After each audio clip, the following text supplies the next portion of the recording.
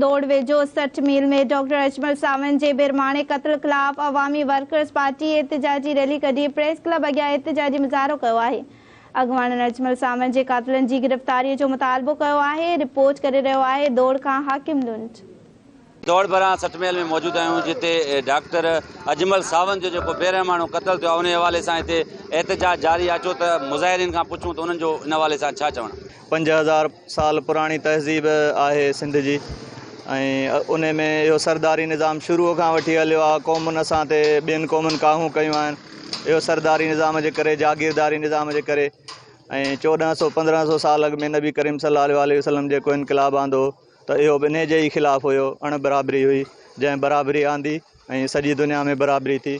पर अफ़सोस थो थिए त सिंध में अञा ताईं इहो ज़ुल्म क़ाइमु आहे। घणो तणो त सरदारी निज़ाम जे करे जेके पौरियत आहिनि मज़दूर आहिनि जेके उन जा हारी आहिनि घणो तणो उहे ई क़त्ल थींदा आहिनि। सो असां जेसीं ताईं इहो जागीरदारी ऐं सरदारी क़बाइली निज़ाम रहंदो तेसीं ताईं असीं पंहिंजी जदोजहद जारी रखंदासीं।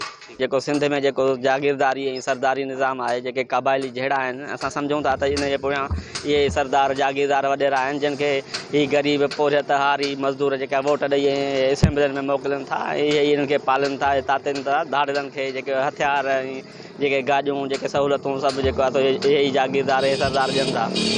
असां सम्झूं था सिंध में जेको बि ज़ुल्म थिए थो माना नह खां चोटीअ ताईं जेको बि ग़रीब मिसकिन पोरियत आवाम सां जेको ज़ुल्म थिए थो इन्हनि जे पोयां जागीरदारी निज़ाम इहे सरदारी निज़ाम ई आहे। इहे वॾेरा इहे सरदार इहे भोतारई आहिनि। जॾहिं को बि अहिड़ो माण्हू जेकॾहिं को अचे थो जेको इन्हनि खे थुॾे थो त उन्हनि सां तव्हां ॾिसो था त अजमल सावंत जहिड़ा ॾाढा माण्हू जेका आहिनि बेरहमाणे क़त्ल ते जेको आहे क़त्लेआम थी था वञनि।